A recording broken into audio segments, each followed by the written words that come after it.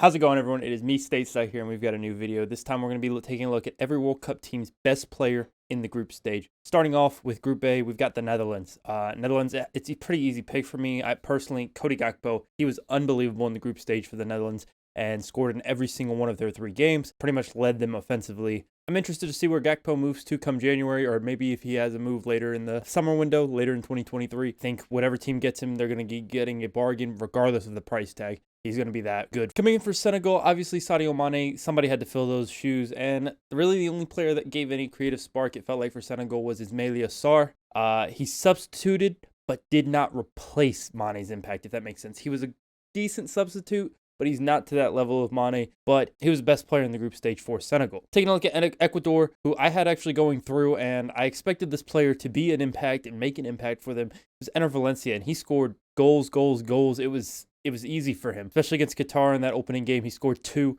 to give them the win, and I thought that he was going to see Ecuador make it into the knockout stage. For Qatar, I'm going to go with Akram Afif. Please forgive my pronunciation if it's wrong. I apologize. He was the only good piece of what was a very, very lackluster team.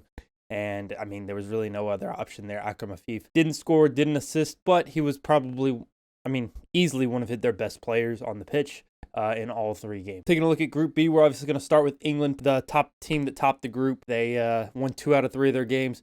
One game they drew against, it was a goalless draw against the U.S. And obviously, best player, it could have been Jude Bellingham. I'm going with Bukayo Saka. Bukayo Saka in that group stage, he was excellent. He played out of this world, making a name for himself because everybody talks about Foden, Bellingham, Mount. They talk about those players, but everybody lets Bukayo Saka's name just slide through. He gets no respect, and I think he's earning that respect here in this World Cup. The respect that he has earned previously, and is just building on that respect that he should have had from last season, from season before that, where he's carried Arsenal throughout the season, and he almost got them Champions League football on his own, but the respect he gets, he's finally getting it here in the World Cup. For the U.S., I have an honorable mention. Matt Turner, he played out of this world, giving up only 1 goal, and it was a penalty to Gareth Bale. The player I'm going with is Christian Pulisic. He scored the goal to send them through against, and he assisted the goal that gave them the lead against the Welsh. Obviously, influential player, and I'm recording this after the Netherlands game. He also got the assist for that goal against the Netherlands that Haji Wright put in the back of the net. Lord knows how he put that ball in the back of the net. Iran had Taremi, and 2 goals and assist against Wales. He's the only reason they had any chance on the final day. His ability to put the ball in the back of the net. He even scored 2 goals. He scored his 2 goals against England, then got the assist against Wales. He nearly led his team to the knockout stage for the first time ever, and he was definitely the best player for Iran. Taking a look in what was a very bad Welsh team, Harry Wilson, the only good in a very, very bad team. Gareth Bale and Aaron Ramsey in that Iran game, they looked very bad, and Harry Wilson was really the only player that looked half decent for them. I wanted to say Kiefer Moore because of his performance against the U.S. and the impact he had coming off the bench there, but I got to go with Harry Wilson, a starter, a player that had an impact throughout all 3 games. Maybe not on the goal sheet or the assist sheet all the time, but he definitely had an influence on the team. Moving along to Group C, and we're going to start off with Argentina, and it has to be Lionel Messi. He missed a penalty, but who cares? He was the best player on the pitch for Argentina every single game. He was the best player in every single game he played in, and he's the sole reason that Argentina has made it through this group stage. Easily could have been Poland and Mexico going through this group if Lionel Messi was not on that team. Moving along to Poland, there's only one player. Obviously, Lewandowski, you can give a shout for just because of his name. You can say he's an excellent player, yada, yada, yada. And on paper, probably is the best player on Poland's team. Actually, he is the best player on Poland's team on paper. Taking the appearances based solely on the World Cup, it has to be Szczęsny. 2 penalty saves for Szczęsny. What more can you ask for? The keeper, he did an excellent job. He kept them in games. He gave them clean sheets. He's given them everything.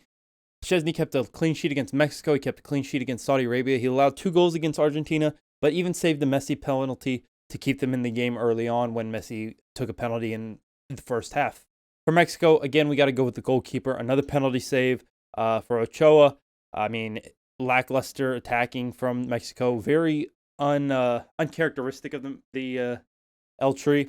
And it's very surprising to see them go out like that in the group stage. Tata Martino has already been fired, and Ochoa goes off into the sunset.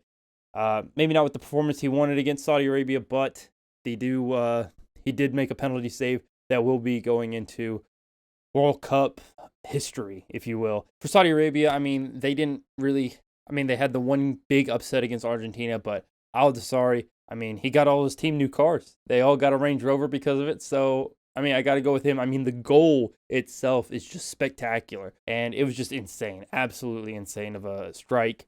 Moving along to Group D, I've got Mbappe for France. 3 goals and an assist. I mean, he's just a star. There's just really not much else to say. I mean, Mbappe, absolutely just a world beater.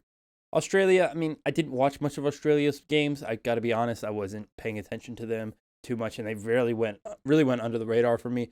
Honorable mention for Lecky. I think he could have had a chance of being listed as their best player. I'm going to go with Sautar. I may be pronouncing that extremely wrong. But, I mean, he led the defense against both Tunisia and Denmark to keep them in this World Cup and get them into the knockout stage. Moving along to third in the group, Tunisia. I'm going to go with Dahmen. He only allowed 1 goal, so why wouldn't it not be him? I mean, they only scored 1 goal. They only allowed 1 goal, and, I mean, it just had to be him. For Denmark, I got to go with Andreas Christensen. I mean, his distribution for the Danes was excellent, and he definitely deserves a shout. And, I mean, when he moved to Barcelona, I didn't expect much, but he's definitely earned my respect. I think many other people's respect with his performance in the World Cup. Taking a look at the next group, Japan came top of the group. It's a difficult choice because as a unit, Japan played excellent, absolutely excellent. No standout individuals, to be quite honest. But if I have to pick one player, it's got to be Doan. I believe I'm pronouncing that wrong. I'm 100% sure I'm pronouncing that wrong. As a sub both times against Germany and Spain and scored in both of those appearances. The game he started, he didn't even play well in. So that's like completely shocking. Moving along to Spain, could be Alba, could be Jordi Alba, but what a tournament for Alvaro Morata. It's just a breath of fresh air for the Spaniard, getting goals, doing so much for the Spaniards, just playing that central role, especially in their dismantling of Costa Rica. I mean, he had a great game, and so did Ferran Torres. Ferran Torres was in with a shout as well. He obviously had an opportunity to get a hat trick against Costa Rica. Would have been, I think, the only hat trick of the group stage. The Germans, I mean, very, very disappointing performance for the Germans. And I really wanted to give Musiala a shout because he gave some very exciting freshness to this aging German squad. And I think that he's going to be a star for the future. But the player that I have to go with, and a player that did not start, I believe, a single game for them, Niklas Füllkrug. I mean, the Werder Bremen striker deserved to start in that final game. He did so much to deserve game time in Doha. Just absolutely disappointing not to see him get the game time he deserved. Moving along to Costa Rica, it's got to be Yeltsin Tejada. He's got an assist to keep them in the tournament and a goal to get level with Germany. I mean, he had led Costa Rica to a point where they would have jumped Spain and gotten out into the knockout stages over Spain and Germany. And it was absolutely insane, that moment, that 3-minute window where Germany and Spain were both knocked out of the World Cup was absolute chaos, and it's what we love the game for. And Yeltsin Tejada and Costa Rica, I mean, they brought so much excitement to the group stage. Even though they lost 7-2 to the Spaniards, they still had a chance of making it through the group stage. That is absolutely insane to think about. In the next group, we got Morocco, and I'm going to go with Hakim Ziyech. He found his form, goal in the 4th minute against Canada, led them to topping the group. After retiring from the national team, I mean, this is a turnaround for him as a player. Hopefully, he can continue it in club, but hopefully not in club over Pulisic, my man. For Croatia, I mean, Gvardiol, I mean, he's the reason they made it through this group stage.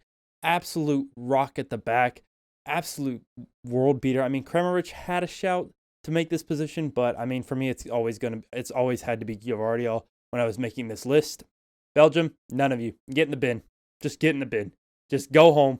You do not deserve to even get a shout for any player. I mean, Courtois. There's my player. Canada, another team that I could argue doesn't deserve a shout, but I'm going to go with Alphonso Davies. Yeah, he missed a penalty, but he also made Canadian history. For Brazil, I have to go with, no matter how much it hurts me as an Arsenal supporter, I got to go with Richarlison.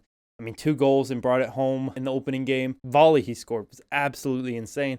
I couldn't believe that ball went in the back of the net. I can't believe he put that on target. The way he plays for Tottenham versus the way he plays for Brazil, absolute polar opposites. I mean, he is a world beater for Brazil. Switzerland, I could have went with a few different players because they were pretty equal across the board for their team. But I'm going to go with Shaqiri. He created 2 big chances. He got a goal of his own and an assist. So he's my player for Switzerland. I'm interested to see how they do. Cameroon, I got to go with Abubakar. I mean, 2 goals and an assist. He scored in the last minutes to beat Brazil to get them, 3 points to go home on. And, I mean, his celebration was exciting to say the least. I mean, It was absolutely jokes that he got a red card right there to get sent off. Serbia, got to go with, I guess, Tadic, 2 assists, and he was the creative outlet for the team. He did a good job of getting them to the position to where they had an opportunity if they beat Switzerland to go through. For Portugal, Bruno Fernandes, no matter how much it pains me to say, he was absolutely their best player. I mean, he's probably the best player in the tournament at the moment, based on solely the group stage. Obviously, I'm not counting the round of 16 matches that I've seen so far. For South Korea, I'm going to go with Kim Young-gwam. I mean, he was important in the draw against Uruguay, and he brought it level against Portugal to give them a shot of making it through the group stage. And he did just that, sending them into second in the group. For Uruguay, I mean, you scored 2 goals all tournament, and they were both scored by the same person. Georgian de Arceta. That name is completely pronounced wrong. I'm so sorry. Only 2 goals for Uruguay, and even though he was not given much game time, Cavani, Suarez, and Nunes were all letdowns throughout the entirety of the tournament. For Ghana, I mean, there's only one option. Mohamed Kudus, absolute star. Whatever team gets him come January, come the summer, they're going to get a bargain. I think Cody Gakpo was going to be a bargain. This player, he's going to go for under 50 million somewhere, and he is going to be a star in the Premier League. If he goes to the Premier League, going to be a star. I could also see him going somewhere in the Serie A, but I think Premier League teams have an eye on him, so I think that's where he will end up. Anyways, be sure to hit that like button, comment down below what you would like to see, and hit that subscribe button so you never miss another video. Peace.